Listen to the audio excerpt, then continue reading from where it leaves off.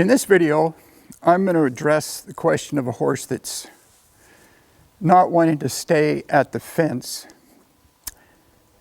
when the rider is on the fence and wanting to get the horse to where it would come up to the fence in preparation for mounting one day.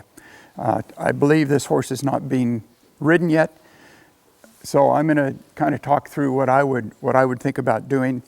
Now, Cholo's pretty good about bumping, what we call bumping up to the fence to get on. This would work for your mounting block, for a fence, for a stump, anything you might be needing your horse to get over to so you can be elevated a little higher so you can get on.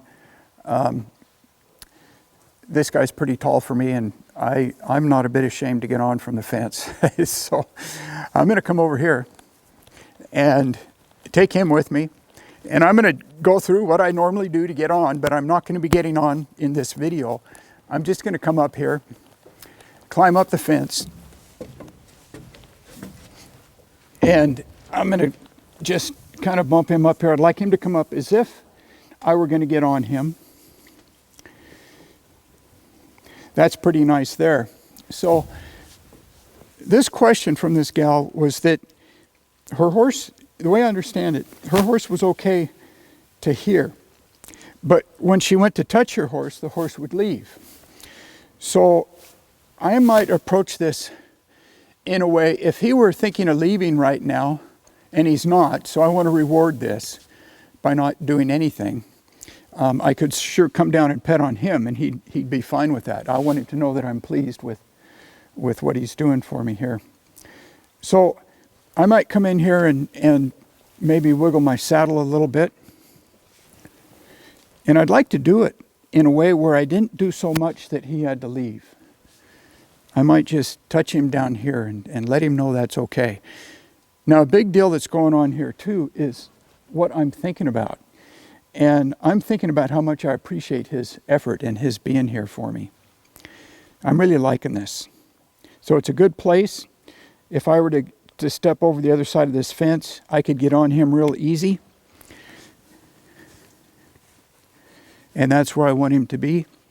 So I might come in here and see if I could pet him here and here. And if he couldn't stand here, if he had to leave, step away from the fence is what this gal's horse is doing, I'm just going to have him do that so you can see what that might look like. Let's say he was bothered by something and he couldn't stay here with me.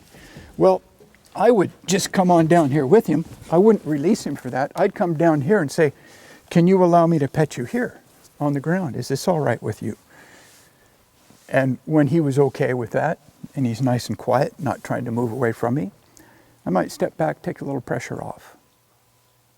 Let him learn from that. Remember, the greatest reward for the horse is quiet.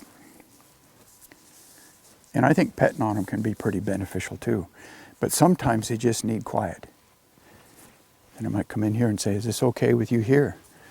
What did I do up there at the fence that bothered you? Maybe it was that I was over higher than that horse was. Maybe up in the air. So we probably need to work on that. And maybe we need to work on that from a bit of a distance. So he seems to be okay here. Now I'm trying to mimic what I understand was going on the best I can. So maybe my horse could face me here before he came up, and maybe I could pet him here. I'm a little higher than he is here. As if I were in the saddle, I'm over him. I'm in front, not behind, but I can mimic that too. So he's okay with me up here, but if he wasn't, he might back away. And if he did, I might just send him away and say, how about moving your feet forward? Keep that in mind when you think about our groundwork videos. We talk about how important that is. Forward here.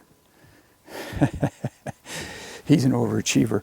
I'm going to ask him to go ahead now and move the hind to his left, or excuse me, to his right. And I'm going to send him this way. Kind of looks like a lead by now, doesn't it? So I ask him to come here. He sees me in the right eye when I'm above him. Now he sees me in the left eye when I'm above him. Now in the right eye when I'm above him. And then, of course, when he goes by, I am behind him here. So I'm trying to imagine and get him to maybe look like Jill's horse. I haven't seen a video of that horse, so he's coming up here. He's overachieving. Okay, in time your horse will come up here, and hopefully you won't drop your lead rope like I just did. But in time your horse will come up here, and I'm going to ask him to come up now. He says all this. He said, normally I just come up and pick you up. I know. Well, you're helping somebody out here, so we're going to change the rules a little bit. Want him to step up? There we go. Then I might come down here and pet on him. If he were to leave, I might get down there with him and help him to stay by rubbing on him down there and making sure he's okay there. So when you're up here and you're wanting to get him good about your being above him, how is he with you up here? Could you take your hat off maybe and have him be okay with that? You sure don't want him to think maybe that's not okay the first time you're on him. That would be a heck of a time to get him exposed to you being up there. So get him used to you being up here while you're on the fence. Work on both sides so he can see you over here, so he can see you over here. Can he be all right with that? How much can he handle you maybe being a little goofy with your hat, or maybe you've got a flag up here. Maybe you've taken your rope down and you're using your coils on him. Or maybe you're just dinking around with your lead rope. You'd like him to be okay with that. And if he left, as many will when you start doing this, especially if you do a little too much. But if you could stay this side of trouble to where they didn't have to leave, that would be fine. But keep in mind that they might be there for you, but they might have their feet stuck. So when they do move, they might move impulsively. Well, that would be a little uncomfortable if you were on them when that happened. You are an overachiever.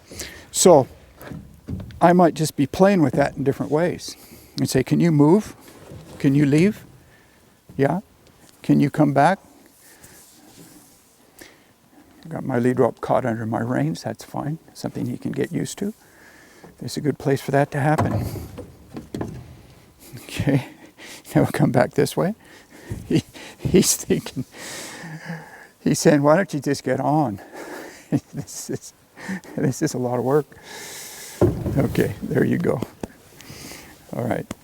So we spend a lot of time here with our horses before we get on. Long before we ever get on the colts, we spend a lot of time up here doing this kind of thing. It makes our ride a whole lot safer and a lot more comfortable. And they're getting used to us and the things we might do when we're riding around right here where we're safe.